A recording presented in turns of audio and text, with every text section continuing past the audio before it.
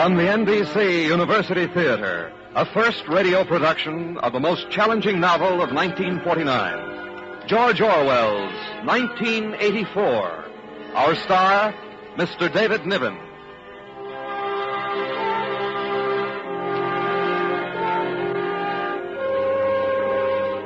Herewith, a disturbing broadcast.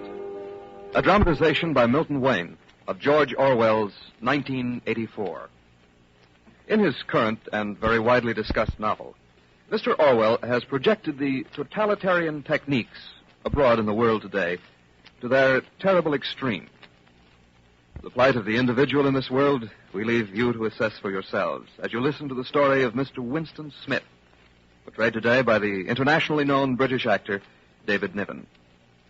At intermission, we will bring you a commentary on Mr. Orwell's writing by another distinguished author, Mr. James Hilton. Here, then, is David Niven in George Orwell's 1984.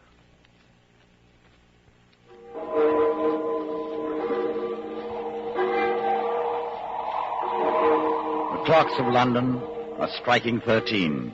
On this cold April day, you hurry to escape the vile wind. You slip quickly through the glass doors of Victory mansions, though not quickly enough to prevent a swirl of gritty dust from entering along with you. The hallway smells of boiled cabbage and old rag mats. At one end of it, an enormous colored poster with a man's face more than 3 feet wide. The face, a ruggedly handsome 45 with a heavy black mustache. Big Brother is watching you. What's that? Oh, no need to jump like that, Mr. Smith. I was just reading off what it says on that poster. Oh, of course. It's 7 flights up to your flat. It's slow going for you, Winston Smith. Frail and underweight and 39 and tormented by a varicose ulcer above your right ankle.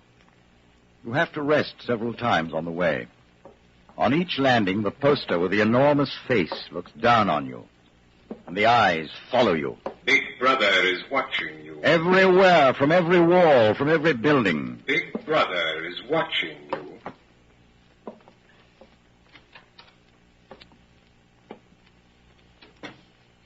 You're in your flat, but you are not alone.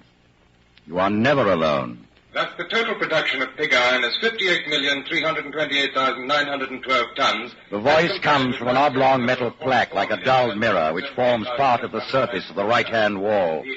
You turn a switch, and the voice sinks somewhat. But there is no way of shutting it off completely. The telescreen receives and transmits simultaneously. So long as you remain in its field of vision, you can be seen as well as heard.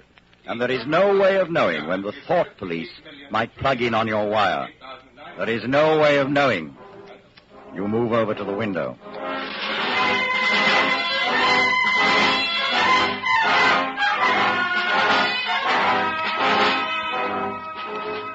War is peace. Freedom is slavery. Ignorance is strength.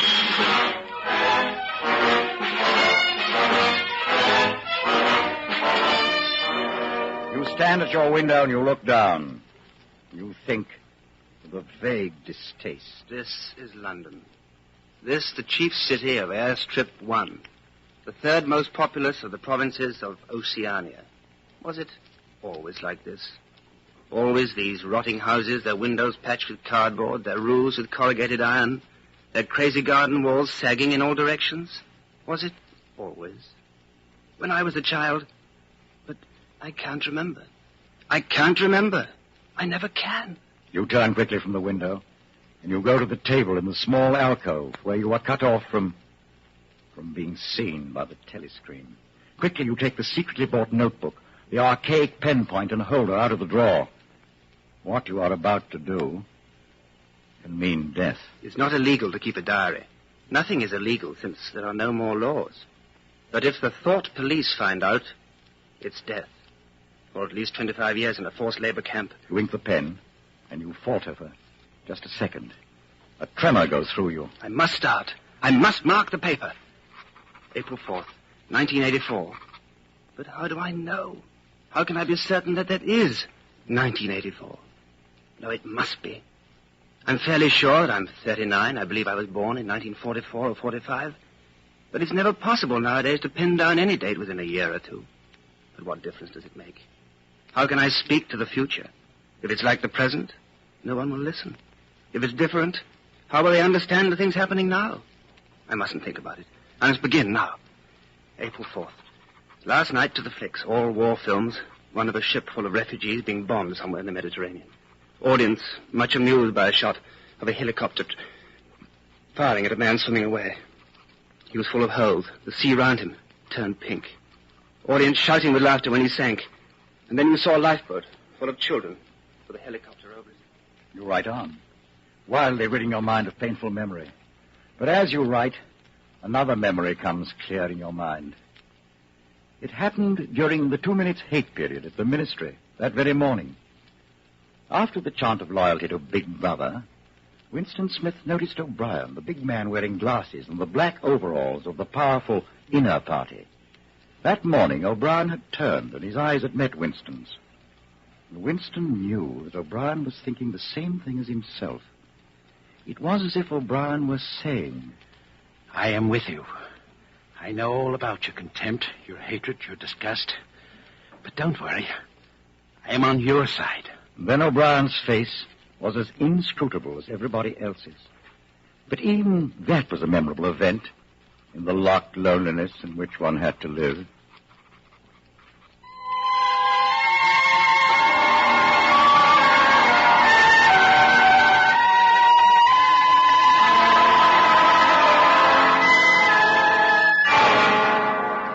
Down with Big Brother. Down with Big Brother. I'll fill the page with it or the whole book. Makes no difference now. The thought police will get me just the same.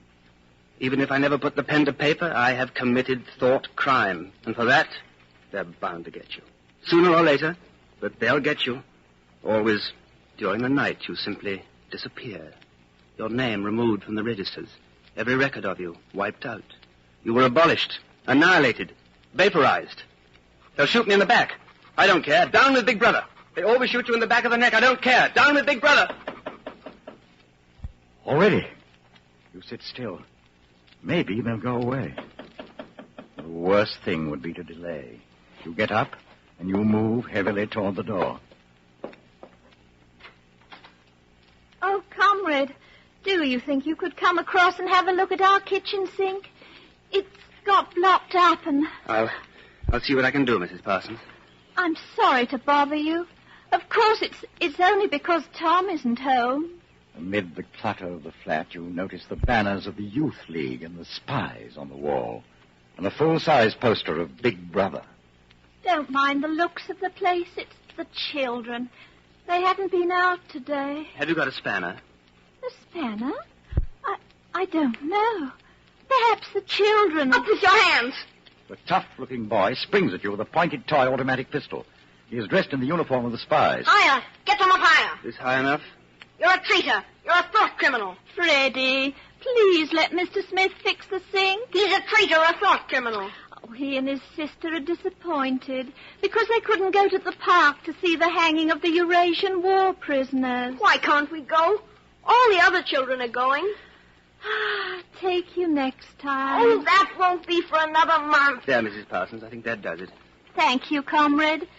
Say thank you, Freddie. I will not. He's a traitor. He's a follower of Goldstein.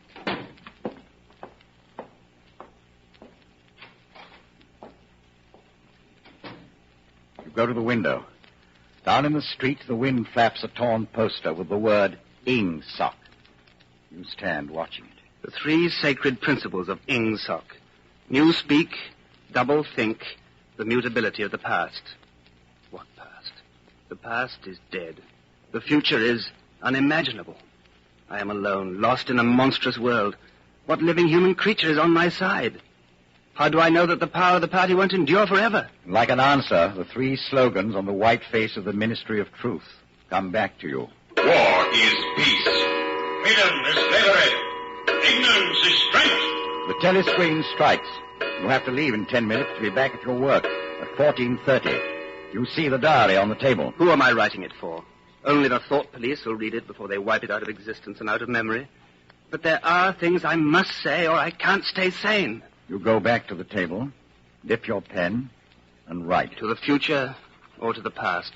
To a time when thought is free, when men are different one from another and do not live alone.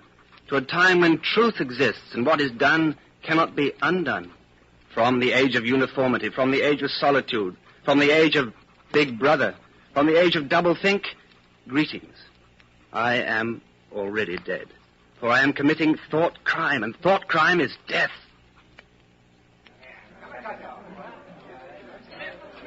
You're just the man I was looking for. Well, what can I do for you, Simon? Tell me, have you got any razor blades? Not one. I've been using the same for 6 weeks. Keep the line moving. Next, please. Did you go and see the prisoners hanged yesterday? I was working. I'll see it on the flicks, I suppose. A very inadequate substitute. It was a good hanging, Smith. I think it spoils it when they tie their feet together. Next, please. Oh, there's a table over there under the telescreen. Let's pick up a gin on the way.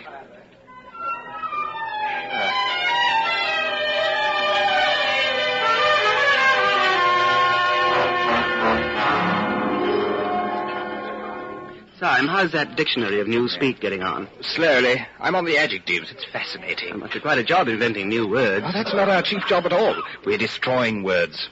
What sense is there in having a whole string of useless, vague words like excellent and splendid and all the rest of them? Plus good covers the meaning, or double plus good if you want something stronger still.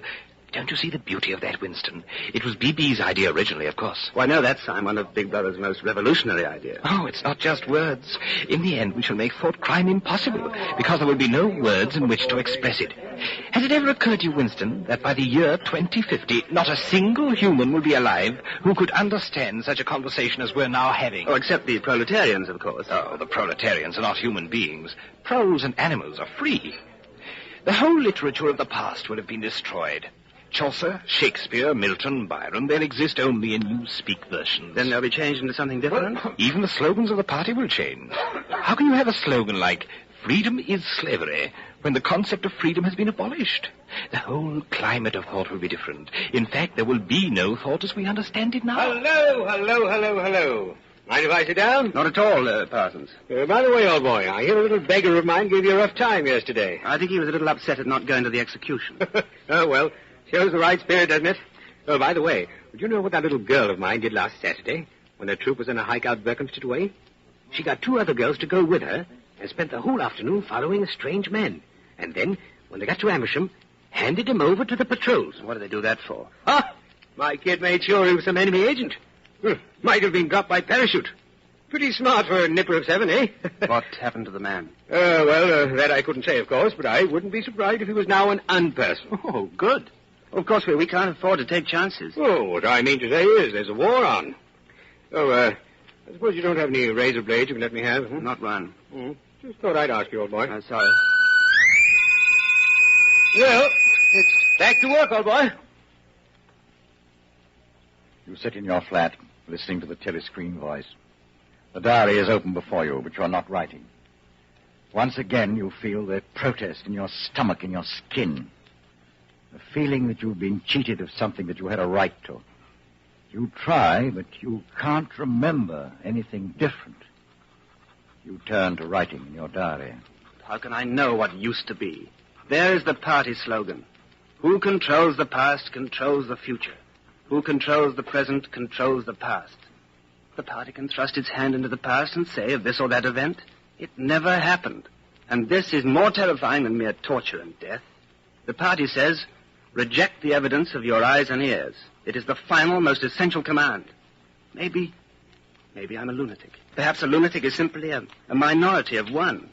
But the obvious, the silly, the true, has got to be defended.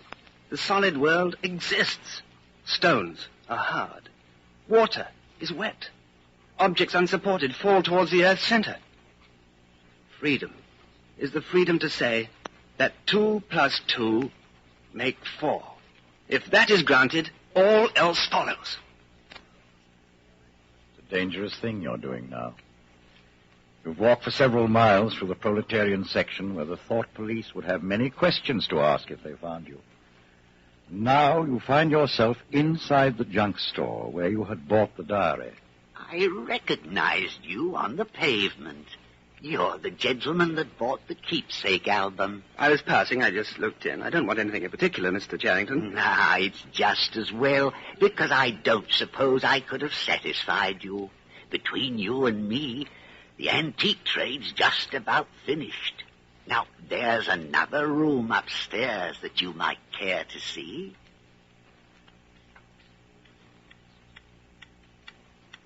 You lived here at one time? Until my wife died.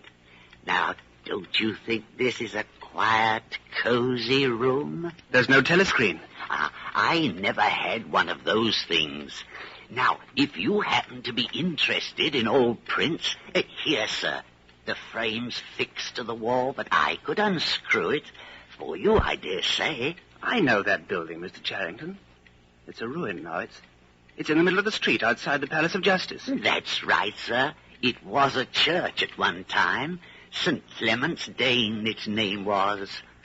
Oranges and lemons, say the bells of St. Clement's. What's that? Oh, that was a rhyme we had when I was a little boy, a full 60 years ago. How does it go on? I don't remember, but I do know how it ended up. Here comes a candle to light you to bed. Here comes a chopper to chop off your head. It was a kind of dance. And when they came to, here comes a chopper to chop off your head, they brought their arms down and caught you. It was just the names of churches. All the London churches were in it. All the principal ones, that is. I never knew it had been a church. Oh, there's lots of them left, really, though they've been put to other uses. How did the rhyme go? I've got it. You owe me 3 farthings, say the bells of St. Martin's. There now. That's as far as I can get. A farthing. That was a small copper coin. Looked something like a cent. Where was St. Martin's? That's still standing in Victoria Square. It's the building where they have the models of the rock bonnets and the floating fortresses and the pictures of enemy atrocities. St. Martin's in the Fields, it used to be called. You leave, Mr. Charrington. You should never have come back here without knowing if the old man could be trusted. You start down the street. You'll come back to buy the engraving of St. Clement's Dane and carry it home hidden under the jacket of your overalls. And you'll even drag the rest of the poem out of Mr. Charrington's memory. Oranges and lemons, say the bells of St. Clement. You owe me 3 farthings, say the... Suddenly, your heart turns to ice. A figure in blue overalls is coming toward you. A dark-haired girl in her 20s. The narrow scarlet sash of the Junior Anti-Sex League is wound around her waist. You know her, but you've never spoken to her. She looks straight into your face, and then walks on quickly as though she hadn't seen you. For a few seconds, you're too paralyzed to move. Then you turn and walk heavily away. It's at night they come for you. Always at night. The proper thing is to kill yourself before they get you. And they'll get you. Once you've succumbed to thought crime, you're dead.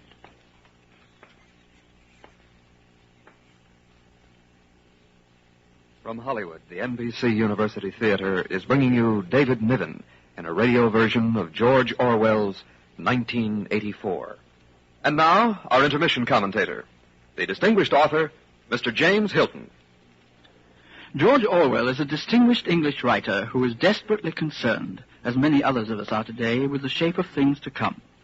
And he is also aware that such earlier prophecies as those of Mr. Wells and Mr. Aldous Huxley were not so much incorrect as incomplete, and are now in need of restatement and revision before a modern audience. Thus, Mr. Wells forecasts the engulfment of modern civilization in total war. But war, says Mr. Orwell, is not all, nor is it quite the worst imaginable thing. And as long ago as 1932, Mr. Huxley satirized the regimented state in his book called Brave New World. But some people in those days probably missed the satire and thought that with all its mass production techniques and scientific management, Mr. Huxley's New World might even be worth looking forward to. But today, no one is so naive as that. Indeed, the crisis of our civilization is in some danger of becoming a cliché for after-dinner speakers. Mr. Orwell, however, is the first writer to warn us in the form of fictional satire what might conceivably happen if all the worst features that exist anywhere in our modern world were to prevail over all the others, and if, in addition, all these worst features were to spread all over the earth. Since the story is told with nightmarish detail and inexorable logic, the commentator can perhaps serve best by a few mild warnings of his own. First, that despite any easy assumptions that might readily and even excusably occur to both listener and reader, Mr. Orwell's satire does not bear exclusively against any one country. Certain early symptoms of that breakdown of the human soul which he forecasts are diagnosable in all countries today. And most of us also, to a greater or less extent, are already victims of certain types of doublethink. And it would be a useful private exercise to examine near home for such instances, as well as to recognize them more spectacularly in other parts of the world. Personally, I find Mr. Orwell's picture horrible and timely and fascinating. It will probably take its place among the memorable works of its kind, both for its technical virtuosity and for a sort of intellectual passion that pervades it throughout. Mr. Orwell is, as we say, burned up about the state of the world, but the fuel of that fire is not only in the world, but in his own mind. And this is what makes the satirist at all times and in all ages. And it's why, having read Mr. Orwell's 1984, you may not feel you'd like to meet any of its characters, but you do feel you'd like to meet Mr. Orwell, if only for an argument. Outside of literature, however, it might be said that 1984 suffers from a philosophic flaw inherent in all such prophetic fiction. It does not allow for the fact that history is not an exact science, perhaps not even a science at all, and that any equation of the future is bound to contain many variables. And yet, with all the reservations some of us might make, this book that Mr. Orwell has written deserves our serious attention. It is not a likable story, and one may hope and even believe that it is not a likely story either. But when we think of all that has happened throughout the world during our own lifetimes, it does not seem quite an impossible story. Thank you, Mr. Hilton.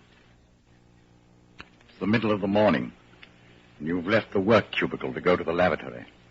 A solitary figure comes toward you from the other end of the long, brightly lit corridor. It's the girl with the dark hair. 4 days ago, you ran into her outside the junk shop. She's about 10 feet from you. Oh, are you hurt? It's nothing. My arm. I'll be all right in a second. You haven't broken anything? No, I'm all right. It just hurt for a moment, that's all. Here, let me help you up.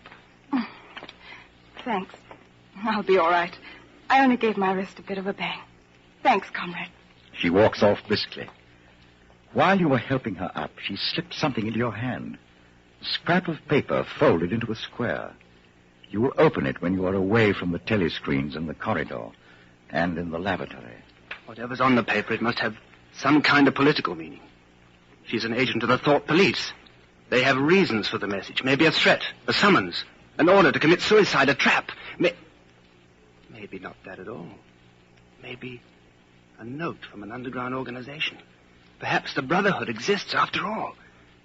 No, absurd. The message means only one thing. Death. 10 minutes later, in your cubicle, you open it. In a large, unformed handwriting. I love you. It's hard to conceal your agitation from the telescreen. I've got to get in touch with her. Arrange a meeting somewhere. But I don't know her name or where she lives. I can't follow her home. That would mean loitering outside the ministry, bound to be noticed. There's one place. The canteen. At a table by herself, not too near the telescreen, with a chatter of conversation all around. For only 30 seconds. For only a few words.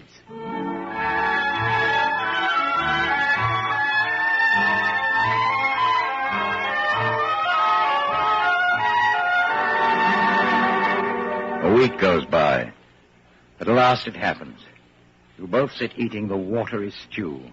You continue eating, you don't look up. What time do you leave work? 18:30. Where can we meet? Victory Square, near the monument. Full of telescreens. Doesn't matter if there's a crowd. Any signal? No. Don't come up until you see me among a lot of people. And don't look at me. Just keep somewhere near me. What time? 19 hours. All right.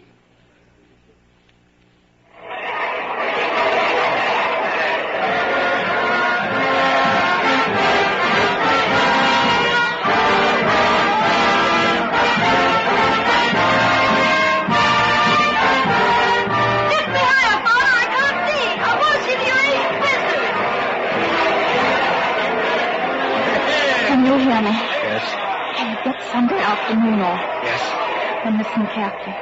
Go to Paddington Station. Take train 14 to Fenchurch. Turn left outside the station and you'll come to a gate with a top bar missing. Go across that field to a track between bushes. Stay on that until you come to a dead tree with moss on it. Can you remember that? Yes. You turn left, then right, then left again, and the gate's got no top bar. Yes, what time? About 15. You may have to wait. I'll get there by another way. Are you sure you remember everything? Yes. Then get away from me as quick as you can.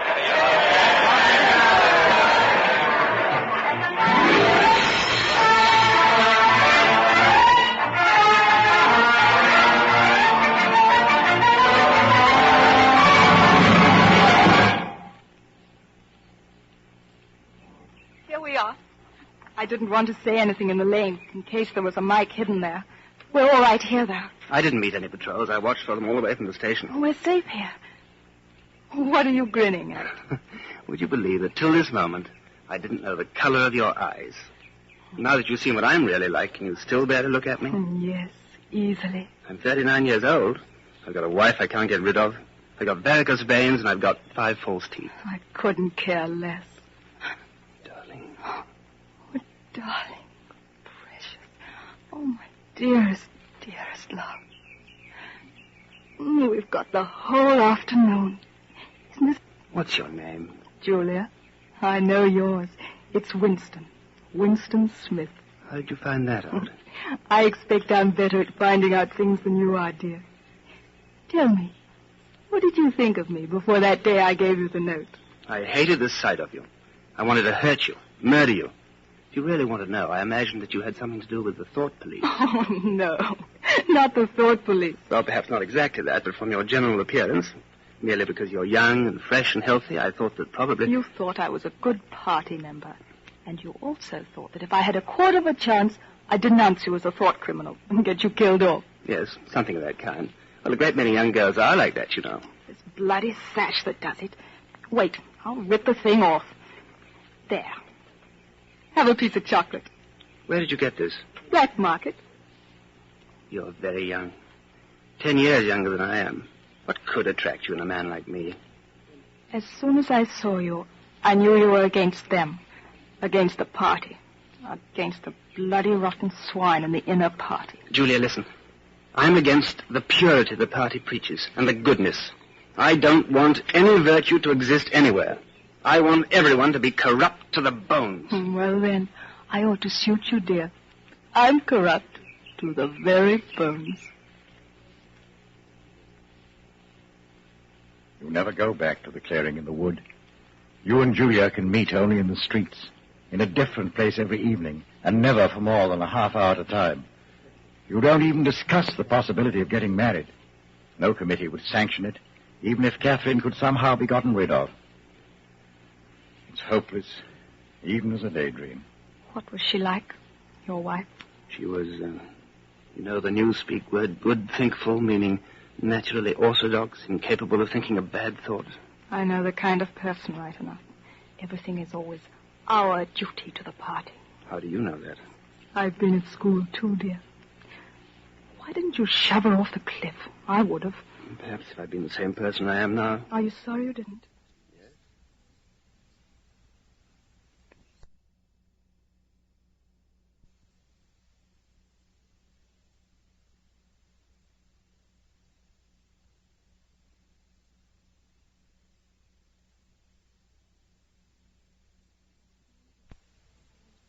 I am now. Are you sorry you didn't? Yes. On the whole, I'm sorry I didn't. But it doesn't really matter. In this game we're playing, we can't win. We are the dead. We're not dead yet. Not physically. 6 months, a year, 5 years conceivably. I'm afraid of death. You're young, so you're more afraid of it. We put it off as long as we can, but it makes very little difference. Oh, rubbish. Don't you enjoy being alive? Look, darling, I'm real. I'm solid. Alive. Don't you like that? Yes, I like that. Stop talking about dying, then. Where shall we meet next time? Julia, I've rented the room for Mr. Charrington. Sooner or later we'll be caught. I know. It's madness. Yes. Wait for me there, day after tomorrow.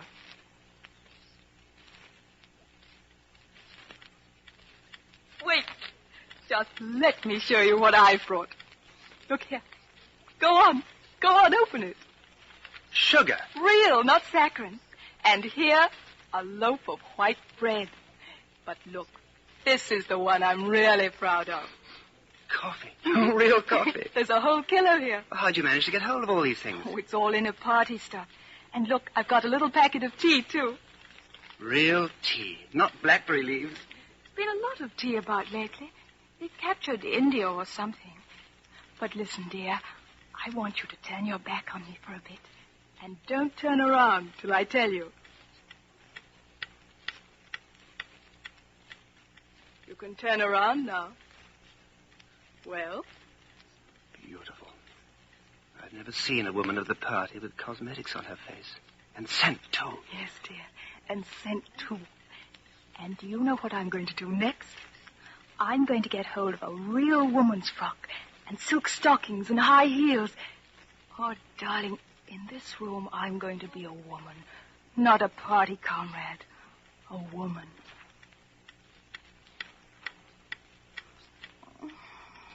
I'll make some coffee in another moment. We still got an hour. What time do they cut the lights off at your flats? 23:30. It's 23 at the hospital. Hi! Get out of there, you filthy brute! What was it? A rat. I saw his beastly nose. Oh, there's a hole down there. Rats? In this room? Oh, they're all over. Some parts of London are just swarming with them. A woman daren't leave a baby alone for 2 minutes. It's the great, huge brown ones that do it, and the brutes always come... Don't go on! Darling, what's the matter? Oh, of all the horrors in the world, a rat! Oh, no, darling, no. Now, don't worry. We're not going to have the filthy brutes in here. I'll stuff the hole before we go. Oh, come on. Help me make the coffee. Darling, I've been meaning to ask you. That picture over there on the wall, would that be about 100 years old? More. 200, I dare say. One can't tell. It's impossible to discover the age of anything nowadays. What is that place? I've seen it before somewhere. It's a church, or at least it used to be. St. Clement's Dane, its name was. Oranges and lemons, say the bells of St. Clement. You owe me 3 farthings, say the bells of St. Martin's. I can't remember how it goes after that. But anyway, I remember it ends up, here comes a candle to light you to bed. Here comes a chopper to chop off your head. Who taught you that? My grandfather. He was vaporized when I was 8. I wonder what a lemon was. Oh, I can remember lemons. They were quite common in the 50s. They were so sour it'd set your teeth on edge even to smell them. Oh, dear. I suppose it's almost time we were leaving. I should start washing this paint off. I'll get the lipstick off your face afterwards. It happens at last. The expected message comes. We're walking down the long corridor of the ministry. You turn around. It's O'Brien. I was reading one of your Newspeak articles the other day. You take a scholarly interest in Newspeak, I believe. Well, hardly scholarly. I'm only an amateur. I've never had anything to do with the construction of the language. But you write it very elegantly. Have you seen the 10th edition of the Newspeak dictionary? No, I didn't think it had been issued yet. A few advance copies have been circulated. I have one myself. It might interest you to look at it, perhaps. Yes, very much so. Some of the new developments are most ingenious. Let me see. Perhaps you could pick it up at my flat sometime that suited you. Wait. Let me give you my address.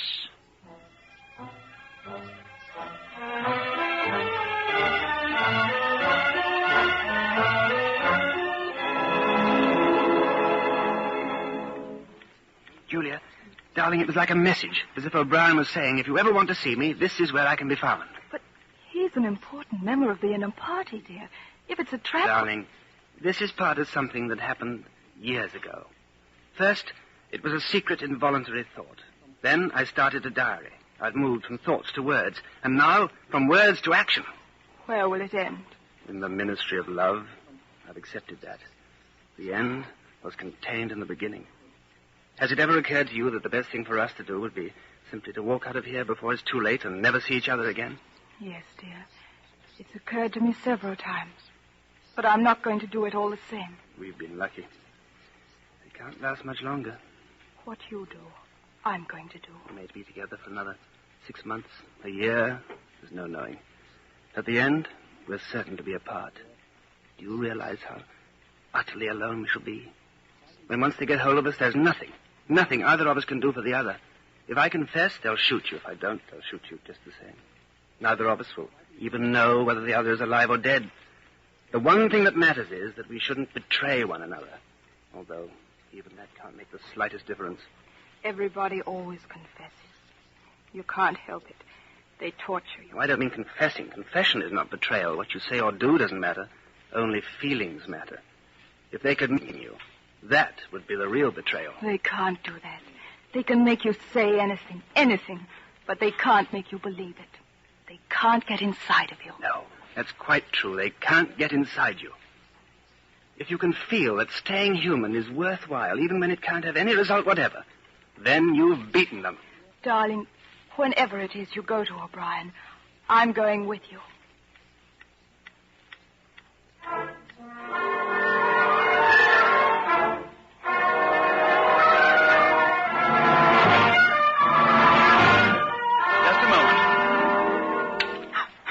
You can turn it off. Yes, Winston. We have that privilege. Well, shall I say it, or will you? I'll say it. That thing is really turned off? Yes. Everything is turned off. We're alone. All right. We have come here because we believe that there is some kind of secret conspiracy, some kind of secret organization working against the party, and that you are involved in it. We want to join it and work for it. We are enemies of the party. We disbelieve in the principles of Ingsoc. We are thought criminals.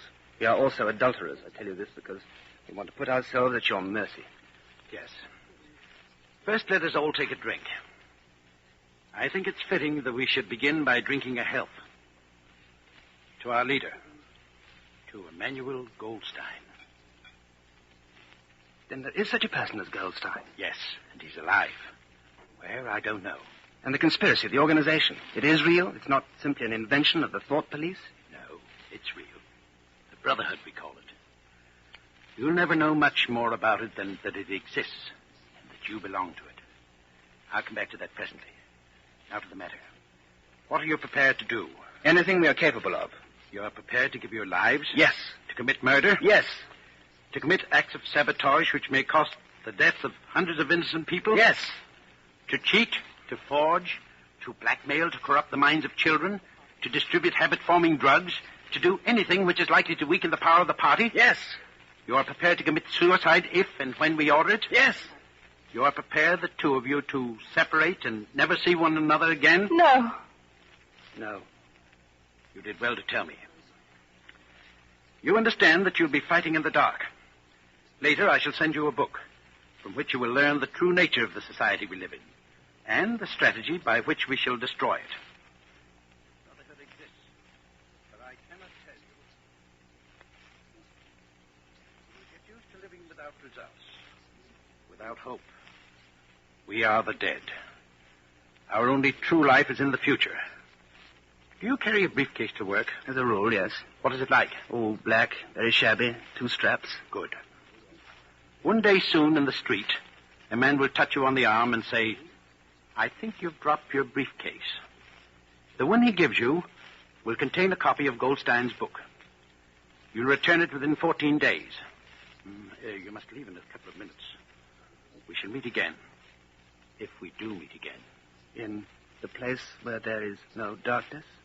In the place where there is no darkness. In the meantime, is there anything you wish to say before you leave? Any question? Yes. Did you ever hear an old rhyme that begins, Oranges and lemons, say the bells of St. Clement? Yes, Winston. Oranges and lemons, say the bells of St. Clement's. You owe me 3 farthings, say the bells of St. Martin's. When will you pay me, say the bells of Old Bailey. When I get rich, say the bells of Shoreditch. You knew the last line? Yes, I knew the last line. And now I'm afraid it's time for you to go.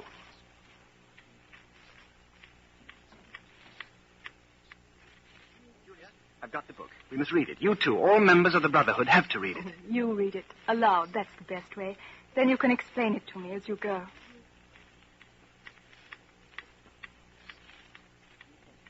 The new movements which appeared in the middle years of the century, Ingsoc in Oceania, neo-Bolshevism in Eurasia, death worship in East Asia, had the conscious aim of perpetuating unfreedom and inequality. The new movements grew out of the old ones and tended to loyalty. Even the names of the four ministries exhibit an impotence in their deliberate reversal of the facts. The Ministry of Peace concerns itself with war. The Ministry of Truth with lies. The Ministry of Love with torture. The Ministry of Plenty with starvation. These contradictions are not accidental. They are deliberate exercises in double think. For it is only by reconciling contradictions that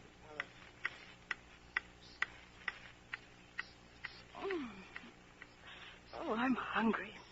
Oh, darling, the stove's gone out. And there's no oil. Oh, we can get some from Old Charrington, I expect. Oh, gosh, but it's cold in here. Do you remember the thrush that sang to us that first day at the edge of the wood? He wasn't singing to us. He was just singing. No, not to us. We are the dead.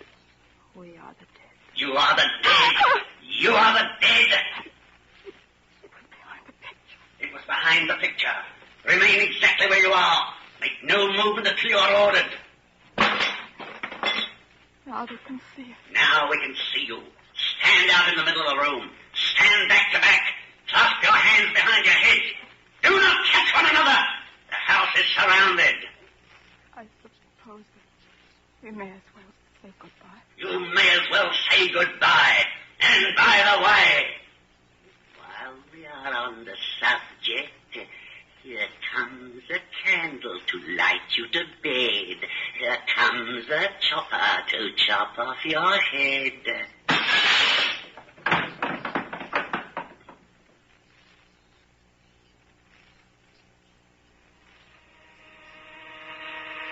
You don't know where you are. The windowless cell with white porcelain walls might be in the Ministry of Love. Concealed lamps flooded with a cold light. There's a low, steady humming sound. It is the place where there is no darkness. Smith! 6079, Smith W. Hands out of the pockets in the cells. There is a telescreen on each wall. You started to reach into your overalls for stray breadcrumbs. You haven't eaten since you were arrested. Ampleforth. Smith, you too? What are you in for? There is only one offense, is there not? Crime thought. And you have committed it? Apparently. We were producing a definitive edition of Kipling. I allowed the word God to remain at the end of a line. I couldn't help it. The rhyme was rod. There are only 12 rhymes to rod in the language. There was no other rhyme. Do you know what time it is? No, I don't. There's no difference between night and day in this place. No talking in the cells. Ampleforth, room 101. Time passes. Your hunger grows. Prisoners, men and women, are brought into your cell and are taken out. To room 101. Then the cell door opens once again. O'Brien and a guard come in. You start to your feet. You forget the telescreen. They got you, too. They got me a long time ago. You knew this, Winston. You've always known it. Guard? Oh!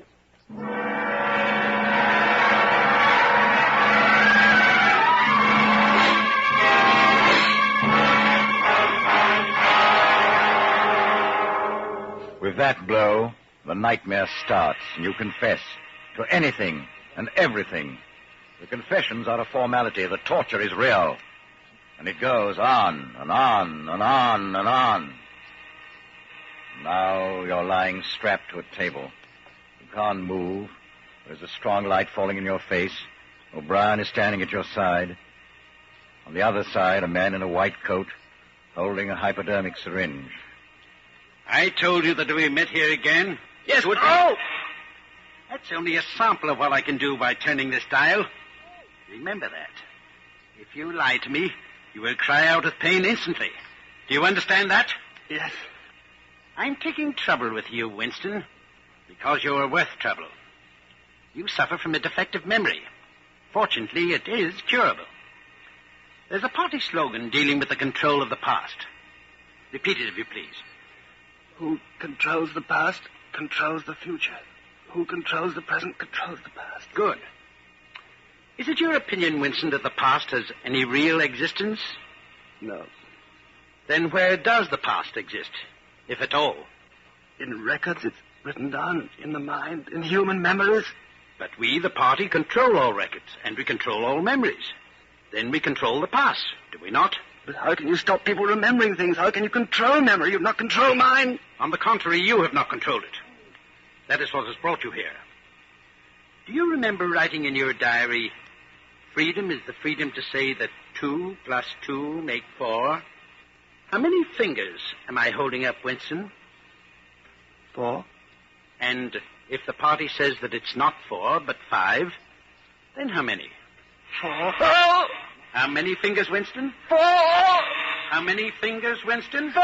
What else can I say? 4. How many fingers, Winston? 4. Stop it! Stop it! 4. How many fingers, Winston? 5. You're lying. You still think there are 4. How many, please? 4, 5, 4, anything you like. Stop it! Stop the pain! Stop! You're a slow learner, Winston. How can I help it? How can I help seeing what's in front of my eyes? 2 and 2 are 4. Sometimes, Winston. Sometimes they are 5, or 3, or all of them at once. You must try harder. It's not easy to become sane. It's not easy.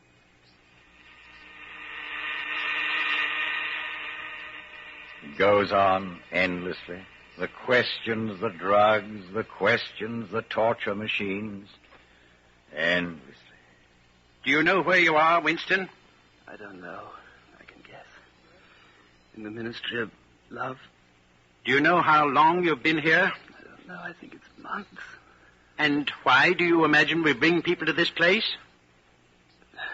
To make them confess. No, that's not the reason. Try again. To punish them? No. To cure you. To make you sane. The party is not interested in the overt act. The thought is all we care about. We do not merely destroy our enemies, we change them. What happens to you here is forever. Even if we choose to let you live out the natural term of your life, you can never escape from us. Holton, set the machine for 2,000. Yes, comrade. This time it won't hurt you, Winston. Keep your eyes fixed on mine. Now, how many fingers am I holding? 5. You see 5? Yes. You see now that it's at any rate possible. Yes. Before we bring the session to an end, you can ask me a few questions if you choose. The machine is switched off. What is your first question? What have you done with Julia? She betrayed you, Winston. All her rebelliousness, her deceit, her folly, her dirty-mindedness, everything has been burnt out of her. It was a perfect invasion. You tortured her? Next question. Does Big Brother exist? Of course he exists. The party exists. Big Brother is the embodiment of the party. Will Big Brother ever die? Of course not. How could he die? Next question. What is in room 101? You know that, Winston. Everyone knows what's in room 101. Holton, the hypodermic.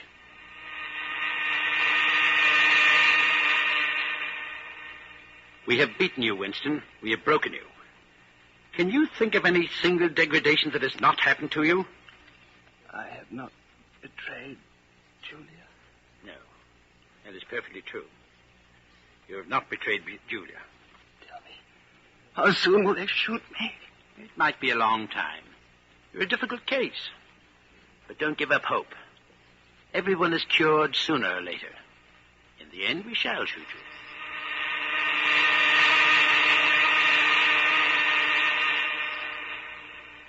You're much better now.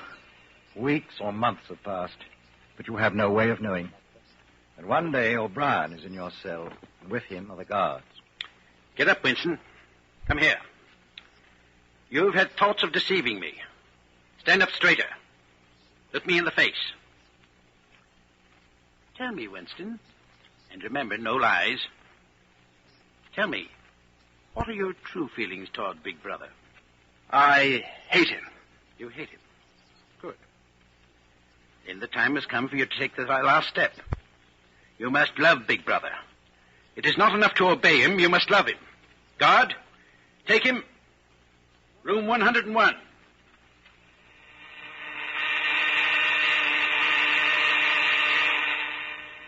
You're strapped upright in a chair, so tightly that you can move nothing, not even your head. There are two small tables in front of you, and for a moment you're alone. Then O'Brien comes in. Winston, you asked me once what was in room 101. Everyone knows the answer. The thing that is in room 101 is the worst thing in the world. The worst thing in the world varies from individual to individual. It may be death by fire, by drowning, by impalement, or 50 other deaths. In your case, it happens to be rats. Here. I placed the cage on the table so you can see them. Well, you can't do that. You couldn't. It's impossible, O'Brien. You know this isn't necessary. What do you want me to do? For everyone, there is something unendurable. Courage and cowardice are not involved. For you, the unendurable is rats. They're a form of pressure you cannot withstand. You will do what is required of you. But what is it? What is it? How can I do it if I don't know what it is? No, don't bring him any closer. You understand the construction of this cage. This mask will fit over your head, leaving no other exit. When I press this lever, these starving brutes will leap at your face. Sometimes they attack the eyes. No, don't bring him closer. No. Do it to Julia. Do it to Julia, not to me. I don't care what you do to her. Tear her face off, strip her the bones. Not me, Julia, not me.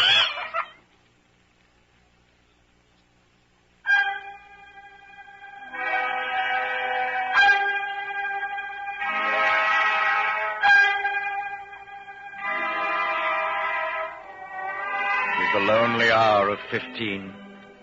Cafe is almost empty. You sit at your usual place, drinking victory gin and studying the chess problems and the Times. Nobody pays any attention to you. You've even seen Julia again. There was no danger in it. On a cold, biting March day, you had come across her in the park. I betrayed you. I betrayed you. Sometimes they threaten you with something you can't even think about. Then you don't care. You want it to happen to the other person. And that's what you keep shouting. All you care about is yourself. All you care about is yourself. You don't feel the same toward the other person any longer. No, you don't feel the same. What happens to you there is forever. Something is burned out. We must meet again.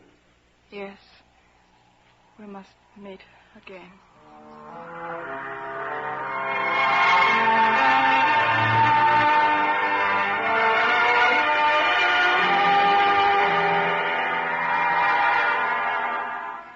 Now in the dust on the cafe table, your finger traces unconsciously 2 + 2 = 5.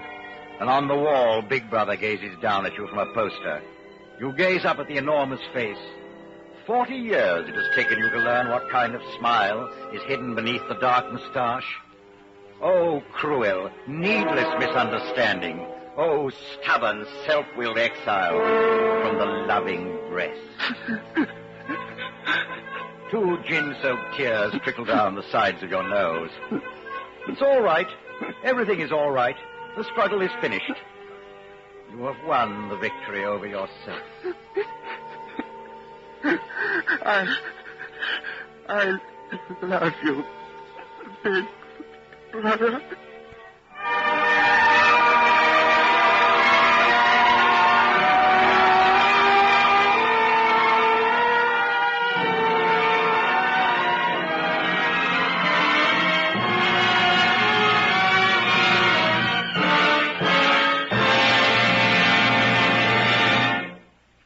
have been listening to 1984, an NBC University Theater production of the novel by George Orwell, starring David Niven.